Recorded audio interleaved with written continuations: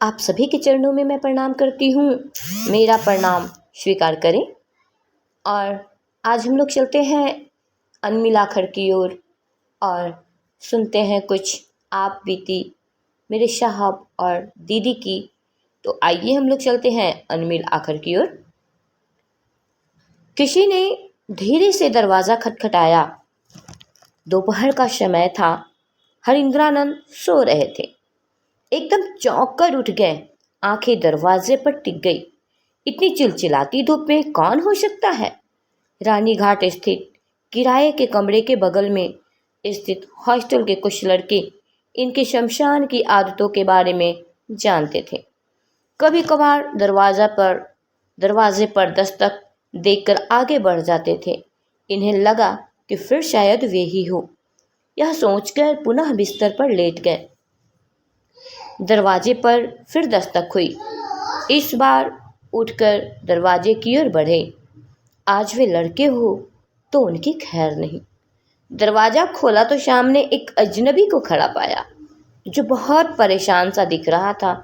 वह बिना अनुमति के अंदर घुस आया और इनके पैरों पर गिरते हुए बोला, आप ही बाबा हरिंद्रानंद हैं? बाबा? यह संबोधन जीवन में पहली बार अपने लिए उन्होंने सुना। कहा, नहीं, मैं कोई बाबा नहीं हूँ, सिर्फ हरिंद्रानंद हूँ।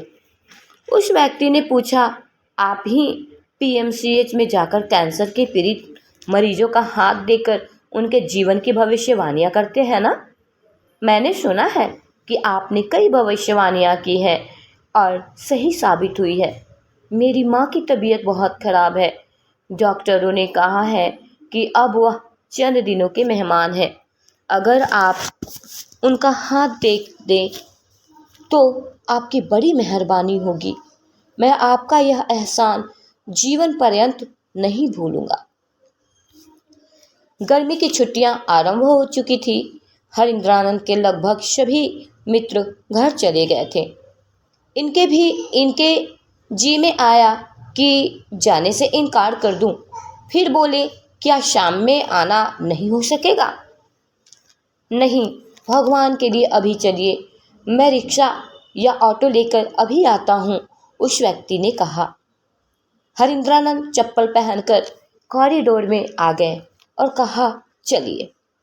हॉस्टल से स्टैंड बहुत दूर नहीं था, सिर्फ बीच में एक गली पार करनी पड़ती थी, किंतु धूप में तपिश इतनी थी कि उतनी दूर जाना भी दूभर था, इसलिए रिक्शा ले लिया। थोड़ी ही देर में दोनों अस्पताल के कैंसर वार्ड में थे। ज़्यादातर बेड खाली थे। पास वाले बेड को थोड़ा सरका कर बैठ गए। महिला की उम्र लगभग 60 साल रही होगी। इन्होंने पॉकेट से अपना मैग्नीफाइंग ग्लास निकाला और हथेली का बारीकी से अध्ययन किया। कहा, आपकी माँ बिल्कुल स्वस्थ हो जाएंगी, ठीक हो जाएंगी। वह चौंक सा गया। उसने इनकी ओर देखते हुए कहा, लेकिन डॉक्टरों ने तो जवाब दे दिया है, बिल्कुल ठीक हो जाएंगी। अगर ठीक नहीं हुई तो मैं हाथ देखना छोड़ दूंगा। हरिंद्रानंद ने जोर देकर कहा। उनके लहजे में थोड़ा अभिमान का फूट था। मेरे माँ बाबूजी आरा में रहते हैं। मुझे आज शाम की ट्रेन से वहाँ जाना है और गर्मी की छुट्टी भी हो चुकी है, इसलिए अब जा रहा हूँ। जैसा होगा मुझे फिर बताइएगा, बोलते हुए उठ खड़े हुए। दोपहर बीत चला था, लेकिन अभी समय शेष था। हॉस्टल के कमरे में आए, सामान लिया और आरा की ट्रेन में बैठ गए। अपने जीवन को नए दृष्टिकोण से देखने लगे। उसने आखिर मुझे बाबा क्यों कहा? क्या मैं बाबा हो गया हूँ? क्या भारतवर्ष में बाबाओं की इतनी इज्जत है?